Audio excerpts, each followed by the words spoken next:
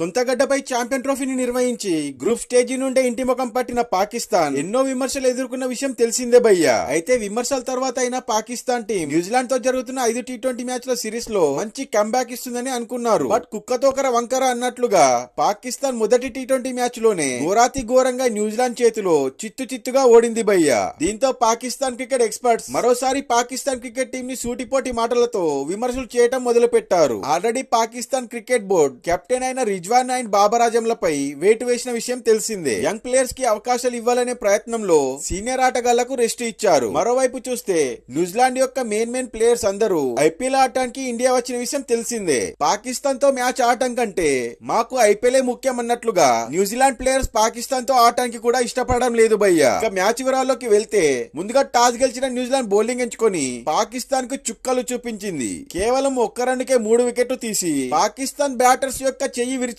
Pakistan batters నుండి సల్మాన్ ఆగా, ఖుష్దిల్ తప్ప ఎవరు 2 అంకెల స్కోర్ ని చేయలేకపోయారు. 18.4 ఓవర్లు ఆడిన పాకిస్తాన్ 91 రన్ చేసి ఆల్అౌట్ అయింది. ఆ తర్వాత బ్యాటింగ్ వచ్చిన న్యూజిలాండ్ 91 పరుగుల లక్ష్యాన్ని కేవలం 10.2 ఓవర్లోనే ఒక వికెట్ కోల్పోయి టార్గెట్ ని ఛేదించింది భయ్యా. 4 ఓవర్లు వేసి 8 రన్స్ ఇచ్చి 3 వికెట్లు తీసిన Jamieson player of the match గా కూడా నిలిచాడు. సో ఇది ఫ్రెండ్స్ నిన్న జరిగిన పాకిస్తాన్ అండ్ న్యూజిలాండ్ మధ్య జరిగిన మొదటి టీ20 యొక్క వివరాలు. మరో మ్యాచ్ తో మళ్ళీ కలుద్దాం. అంతవరకు బాయ్.